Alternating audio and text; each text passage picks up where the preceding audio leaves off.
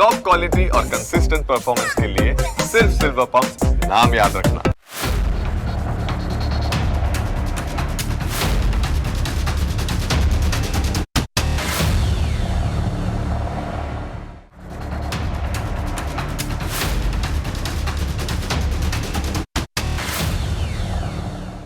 તમે નેતાઓને સાંભળતા રહેતા હશો.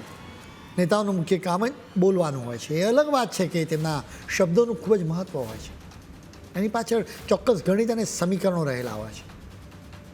આજે એ શબ્દોની વચ્ચે રહેલા કોમા, ફૂલ સ્ટોપને જરા સારી રીતે સમજીએ.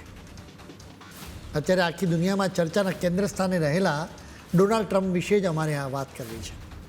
તેઓ ભારતની વિરુદ્ધ બોલતા જ રહેતા હતા. જાણે કે તેમણે નક્કી જ કર્યું હતું કે ભારતના નામની માળા 108 વખત જાપવી. એની પાછળ અલગ જ સમીકરણો હતા. હવે જ્યારે ટ્રમ્પના સૂર થોડા ઘણા બદલાઈ ગયા છે એટલે ટ્રમ્પના મનમાં ભારત પ્રત્યે રહેલી કડવાશની વાતો કરવી નકામી છે. અત્યારે તો એ જાણવું પડે કે આખરે ટ્રમ્પ કેવી રીતે બદલાઈ ગયા. તેઓ પીએમ મોદીને મિસ કરવા લાગ્યા છે. તો એના પાછળનું પણ કારણ શું છે એ પણ જાણવું પડે. એક વ્યક્તિના કારણે જ ટ્રમ્પના સૂર બદલાયા છે. આ વ્યક્તિનું નામ છે જેસન મિલર. તેઓ પોલિટિકલ લોબિસ્ટ છે. આ લોબિસ્ટ કોણ હોય છે અને તે શું કામ કરે છે એ પણ હવે તમને વિગતવાર સમજાવીશું. પરંતુ સૌથી પહેલાં તાજેતરના ઘટનાક્રમ પર એક નજર કરવી જરૂરી છે. મિલર વોશિંગ્ટનમાં ડોનાલ્ડ ટ્રમ્પને મળ્યા. મિલરે એક્સ પ્લેટફોર્મ પર એની તસવીર પણ રજૂ કરી. મિલરે આ તસવીર શેર કરવાની સાથે લખ્યું હતું કે વોશિંગ્ટનમાં શાનદાર અઠવાડિયું રહ્યું, જ્યાં આટલા બધા મિત્રોની સાથે મુલાકાત થઈ. વળી ચોક્કસ જ સોનામાં સુગંધ મળે એવી વાત એ હતી કે આપણા રાષ્ટ્રપતિની સાથે મુલાકાત કરવાની અને તેમને કામ કરતા જોવાની તક મળી. સ્વાભાવિક રીતે આ અંગત મુલાકાતનો એજન્ડા જાહેર કરવામાં આવ્યો નથી. હવે સવાલ એ થાય કે એક વિદેશી વ્યક્તિ ભારત માટે કેમ કામ કરે. વાત એમ છે કે ભારત સરકારે SHW પાર્ટનર્સ નામની એક કંપનીને છેક એપ્રિલમાં હાયર કરી. આ કંપની જેસન મિલરની જ છે. મિલરને કામ સોંપવામાં આવ્યું છે કે તમે ભારત અને અમેરિકા વચ્ચેના સંબંધોને સુધારો, જેના માટે મિલરની મહિનાની ફી લગભગ $1.5 લાખ છે. રૂપિયામાં કન્વર્ટ કરીએ તો એ રકમ 1.32 કરોડ થાય.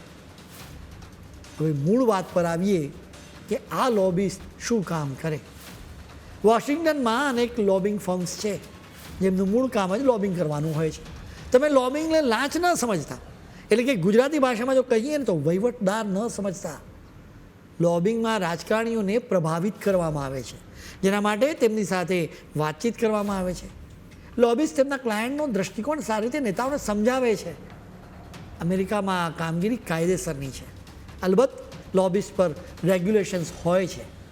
તેમણે રજિસ્ટ્રેશન કરાવવું પડે છે અને તેમની કામગીરી વિશે જણાવવું પડે છે. પારદર્શિતા રહે એટલા માટે તેમણે આકરા નિયમોનું પાલન પણ કરવું પડે છે. તો બીજી તરફ લાંચ તો ગેરકાયદે જ છે. મોટાભાગના લોબિસ્ટના રાજકારણીઓની સાથે સારા સંબંધો હોય છે. હવે જ્યારે આ રાજકારણીઓ કોઈ ખાસ મામલે નિર્ણય લેતા હોય ત્યારે એવા સમયે લોબિસ્ટ પિક્ચરમાં આવે છે.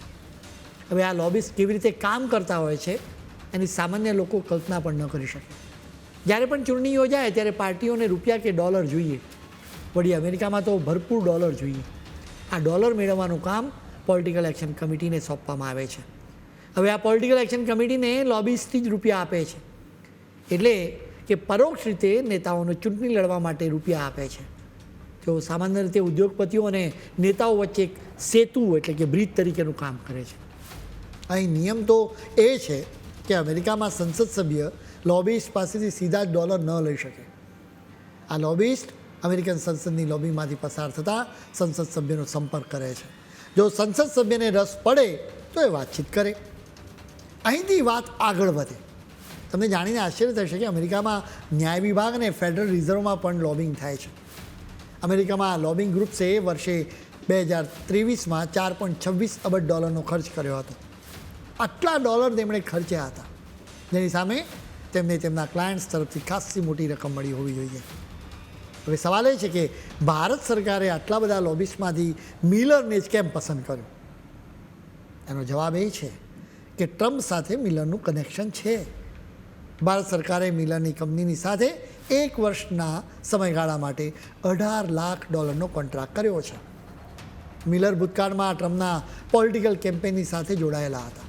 પોલિટિકલ કેમ્પેન એટલે કે નેતાઓ માટે રૂપિયા ઊભા કરવા. 2016માં મિલરને લોકપ્રિયતા મળી. એ સમયે તેઓ પ્રેસિડેન્ટના મુખ્ય મીડિયા પ્રવક્તા પણ રહ્યા હતા.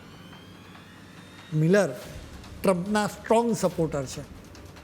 ટ્રમ્પ 2016માં ચૂંટણી જીત્યા. એના પછી મિલર વ્હાઇટ હાઉસના કોમ્યુનિકેશન ડિરેક્ટરના પદ પર બેસવાના હતા. તેમની એ ઈચ્છા ન ફળી. એનું કારણ ટ્રમ્પ નહોતા, પરંતુ બીજા એક મહિલા અધિકારી હતા. આ મહિલા અધિકારી અને મિલરના સંબંધો હતા. જોકે બાદમાં આ મહિલા અધિકારીએ મિલર પર બળાત્કારનો આરોપ મૂક્યો હતો.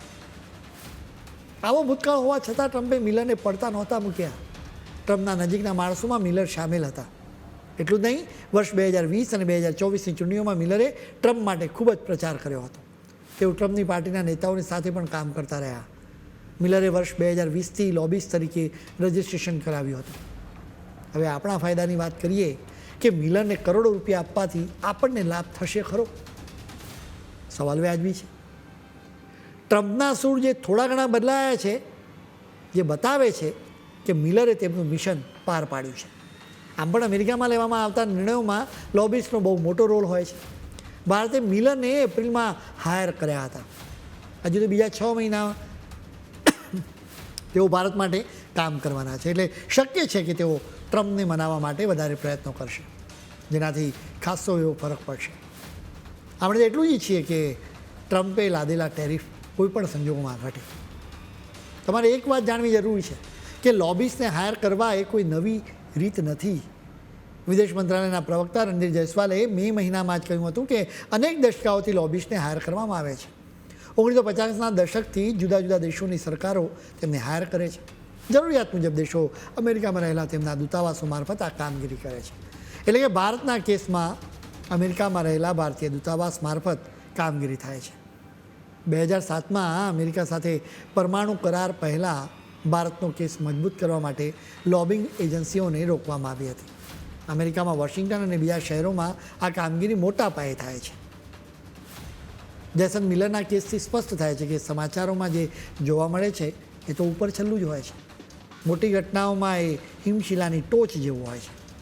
પેટાળમાં સત્ય છુપાયું હોય છે, જેને બહાર કાઢવા માટે મથામણ કરવી પડે. અમે તમારા માટે આ મથામણ કરી રહ્યા છીએ.